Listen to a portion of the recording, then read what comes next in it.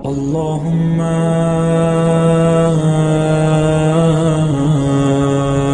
كل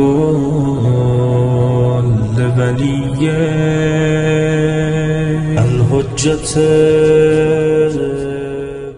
ہلاک ہو جائیں گے سب اس کی غیبت میں، مگر وہ دو لوگ بچیں گے کہ من ثبتہ اللہ علی القول بامامتہ، کہ جس کو خدا اس 12ویں کی امامت پر پابند اور کاربند رکھے گا، مضبوط رکھے گا، ووفقہ للدعاء بتعجیل فرجہ، اور جس کو خدا توفیق دے گا کہ اس کی ظہور کے لیے دعا کرتا رہے. یہ دو چیزیں ہیں. اچھا امامت پہ تو مانتے ہیں، تو مولانا اب یہاں سے ایک مسئلہ آتا ہے کہ دعا کرتے رہیں، کوئی کام نہ کریں، یہ تو کوئی بات نہیں ہوئی. دنیا میں جو کچھ ہو رہا ہے ہمارے سے کوئی تعلق نہیں ہے. معاشرے میں جو ہو رہا ہے بس بیٹھ کر، یہ تو عیسائیت ہو گئی، یہ تو رہبانیت ہو گئی، یہ تو بھکشو ہو گئے. آپ بدھسٹ جو بیٹھے ہیں اپنے ٹیمپل میں تسبیح جپ رہے ہیں، مالا جپے جا رہے ہیں، ان کو کچھ اس سے کام نہیں ہے دنیا سے. تو آپ کو کہا کس نے کہ امام کے جملوں کو امام کے مزاج اور طبیعت سے الگ کر کے اپنے ذہن کے مطابق تفسیر کیجئے؟ تفسیر کرنی ہے تو آپ امام کے جملوں کو امام کے مطابق تفسیر کیجئے. دعا کا مطلب کیا ہے؟ جب آپ سے کہا جاتا ہے کہ دعا کیجئے کہ آپ امتحان میں کامیاب ہو جائیں، دعا کیجئے کہ آپ کا فلاں جگہ کا ویزا آ جائے، پاسپورٹ گیا ہوا، دعا کیجئے اربعین کی زیارت کے لیے ویزا لگ کے آ جائے، دعا کیجئے فلاں کی دعا کیجئے. ہزاروں سینکڑوں دسیوں بیسیوں دعائیں کی جاتی ہیں کہ نہیں کی جاتی؟ تو آپ پلٹ کے کہتے ہیں بس دعا کرتے رہیں. کیا دعا کا فلسفہ یہ ہے کہ آپ وہ کام کیجئے جو مربوطہ کام ہے. اگر بچے کو امتحان میں کامیاب ہونا ہے تو اپنی محنت کرے، امتحان دے اور دعا کرے. اگر آپ کو زیارت پہ جانا ہے تو پاسپورٹ چیک کر لیجئے، کوئی خامی خرابی نہ ہو، تمام ڈاکومنٹ صحیح سے جمع کروا دیجئے، اب دعا کیجئے. اگر آپ کو جانا ہے اور جا کر گاڑی چلانا سیکھنا ہے تو خوب اچھی طرح سے گاڑی سیکھیے، امتحان دے کر آئیے، دعا کیجئے کہ پاس ہو جائیں.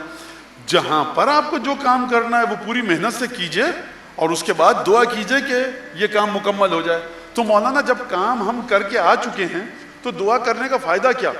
آپ کام کر کے آ چکے ہیں اپنی بشری طاقتوں کے مطابق. خدا کی مصلحت ابھی پردہ غیب میں ہے.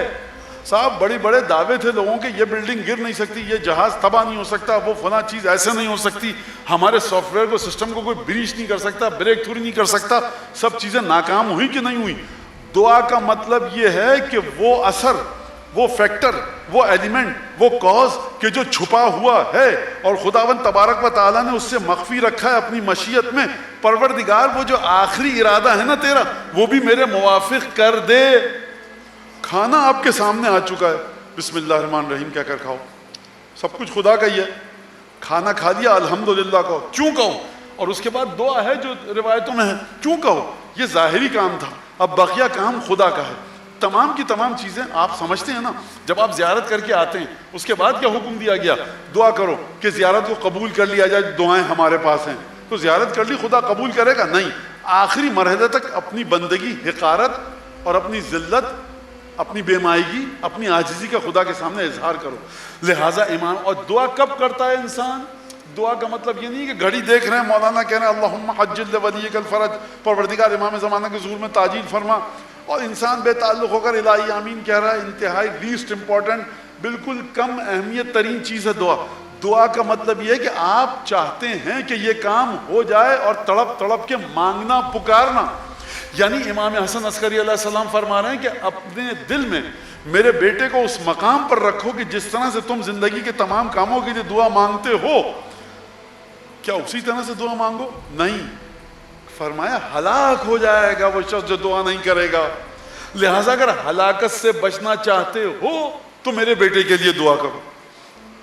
تو یہ فکر کہ دعا کرنے سے کچھ نہیں ہوگا، سرکار ہم نے بھی نہیں کہا، لیکن باقاعدہ ہم کو حکم دیا گیا ہے کہ دعا کرو. لا ينجو من الہلاکت، دو چیزیں ہوں گی. ایک تو یہ کہ دعا کرتا رہے تعجیل فرج کے لیے، تعجیل ظہور کے لیے، اور دوسری چیز کیا ہے کہ امامت پر کاربند رہے.